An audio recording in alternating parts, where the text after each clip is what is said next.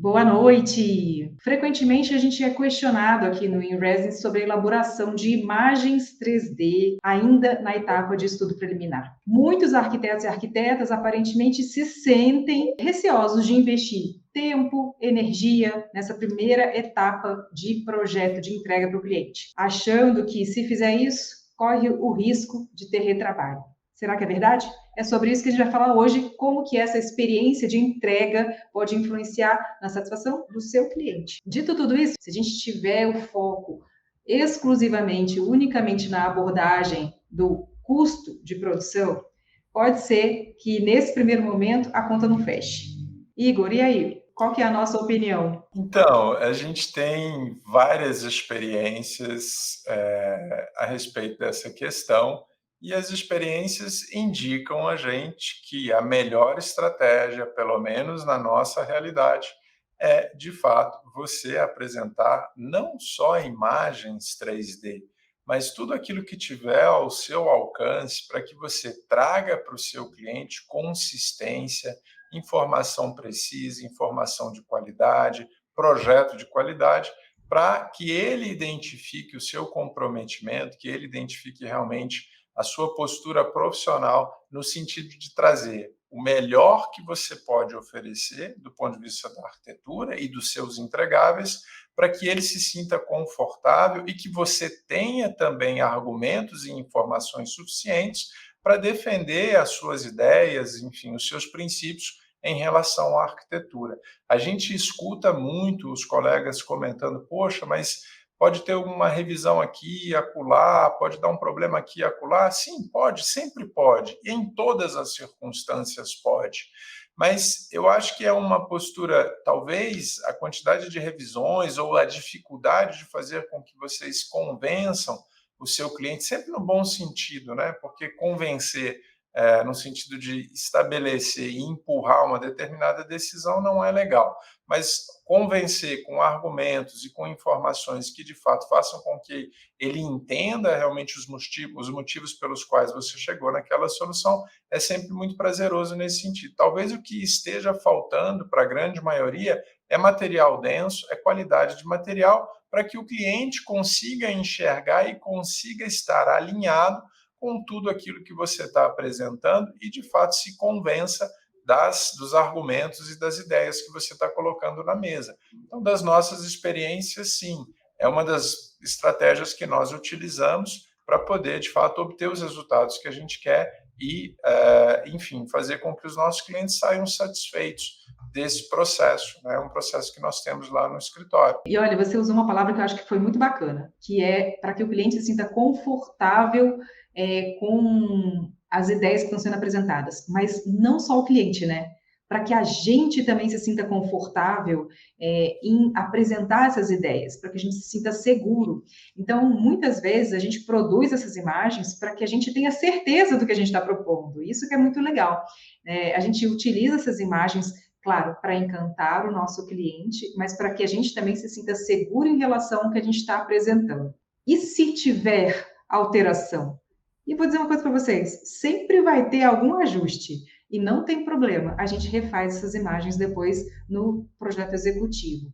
Agora, para embasar um pouco esse nosso argumento, eu me apropriei do nosso filósofo chinês Confúcio, né, que disse o seguinte, que uma imagem vale mais que 1000 palavras. O poder que a imagem tem de transmitir, de comunicar, expressar uma ideia é muito mais forte do que um memorial descritivo ou é muito mais forte, por exemplo, do que um desenho 2D. Agora, eu não estou falando com isso que a gente não valoriza o desenho na etapa de estudo preliminar. Eu escutei muito, né, dessa experiência que a gente está aqui no YouTube, interagindo com vocês, né, nas nossas mídias sociais, que alguns colegas, de fato, têm um pouco de receio de fazer essas apresentações que demandam muito investimento, que demandam muita energia nesse momento inicial, por medo de eventualmente errar e de ter que retrabalhar, ou seja, todo o projeto, toda a etapa de estudo preliminar. E eu, na verdade, sempre tive essa percepção de que a melhor estratégia era realmente vir com todas as informações, as melhores e todas as as ferramentas disponíveis para que você pudesse, de fato, apresentar um belo trabalho para o seu cliente, a exemplo dos concursos públicos de projeto de arquitetura, né? Quando você vai fazer um concurso de projeto de arquitetura, você tem que trazer e expor o que você tem de melhor. E eu sempre encarei o cliente realmente dessa maneira, né? Como nosso promotor, né? Ele está promovendo ali todas as nossas energias no sentido de fazer com que a gente consiga apresentar para ele um trabalho muito legal. Mas mesmo assim, ouvindo a galera, enfim, eu fui experimentar. A gente tem 2 trabalhos que estão em andamento lá no nosso escritório e que a gente adotou uma estratégia talvez um pouco mais a passos lentos, no sentido de estabelecer reuniões preliminares, discutir desenhos preliminares, apresentar soluções em croquis, em riscos iniciais, fizemos inclusive algumas modelagens e SketchUp.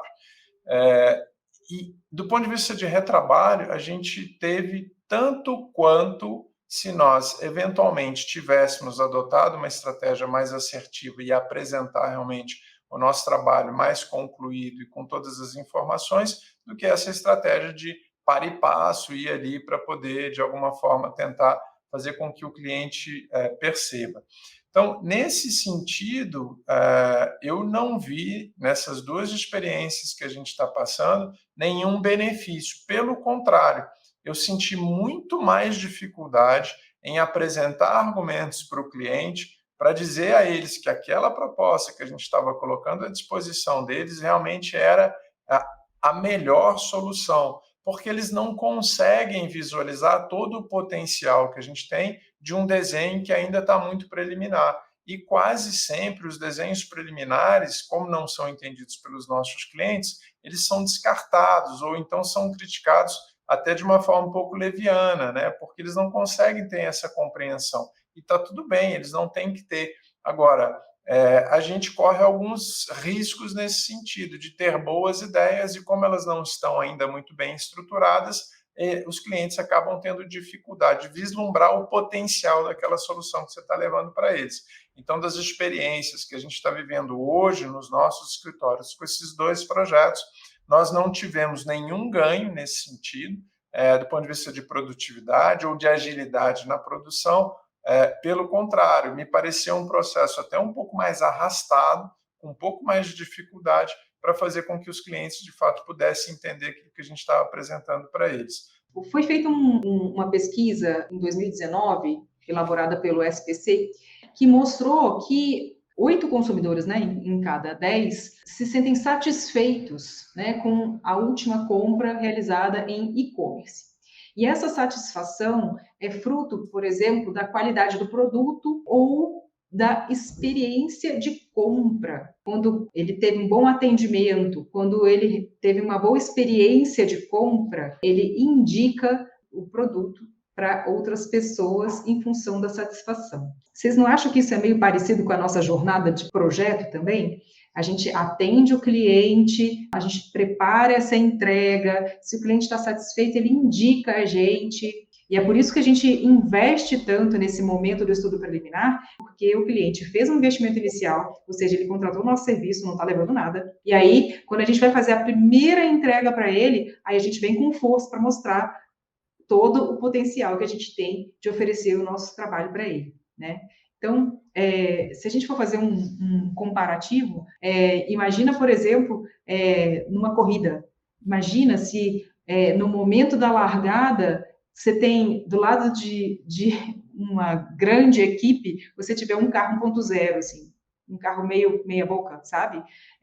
Não vai rolar, né? E por quê? Porque para você conquistar o que você deseja e evitar o retrabalho, sinto muito, arquiteto, você vai ter que ter uma Ferrari nesse momento da entrega, né? Essa é a verdade. Então, aproveite esse momento da largada, né? Não desperdice essa oportunidade de criar esse impacto, de fazer esse over-delivery na primeira entrega. Eu queria até ser um pouco mais um pouco mais assim pontual e talvez colocar um pouco o dedo na ferida, né?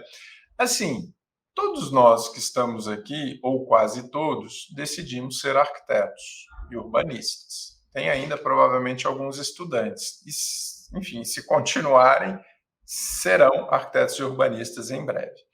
Uma vez que todos nós tomamos essa decisão, nós temos um jogo para jogar.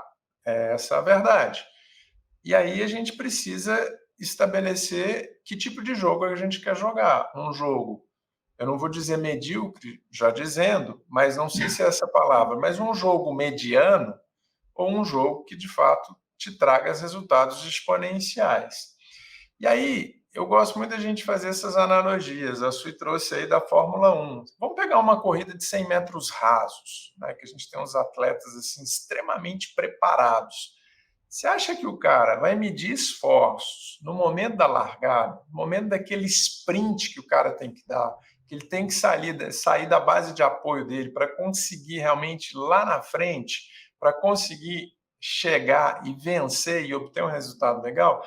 É a mesma coisa que acontece com a gente. E um atleta, ele vai conseguir resultados excelentes a partir do momento em que ele treinar várias vezes aquele processo. Então, o processo da largada, o processo de posicionamento. Então, você, arquiteto, também tem que entrar para esse jogo e precisa de treino.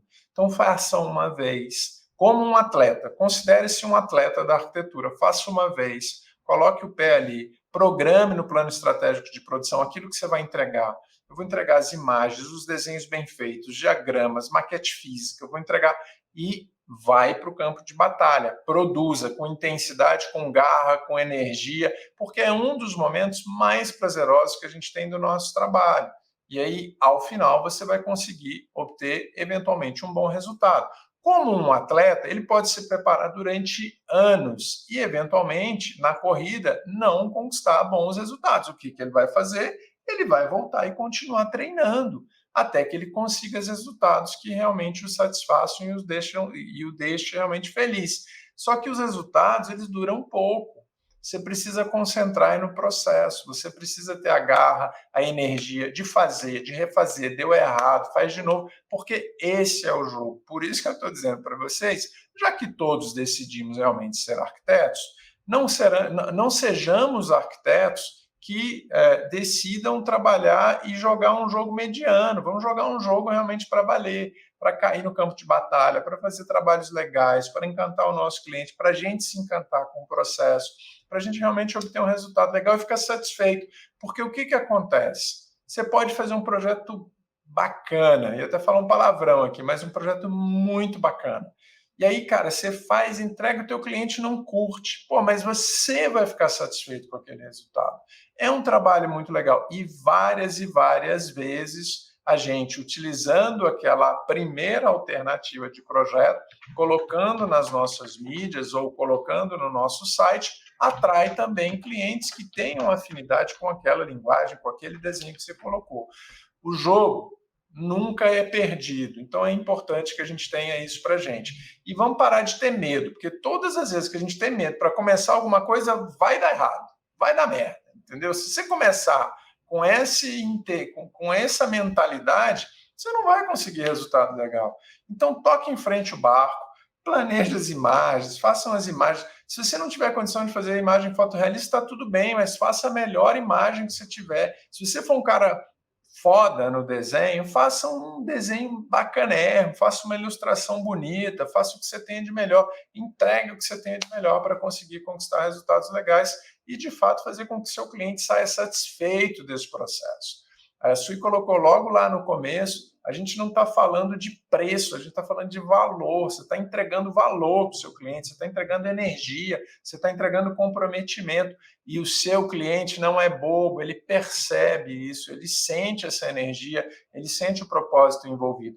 E quando você está no meio termo, eu estou dizendo isso porque a gente está vivendo, a gente passou por isso, eu me sinto um pouco meio roda presa, será que eu vou fazer isso? Isso aqui ele não conseguiu ainda ter um entendimento, não está muito legal, poderia ter ficado melhor. Eu tenho dificuldade para tentar argumentar e realmente demonstrar o potencial daquelas soluções que a gente está discutindo. Então, lembre-se da corrida de 100 metros rasos. Cara, o estudo preliminar são os seus 100 metros que você tem.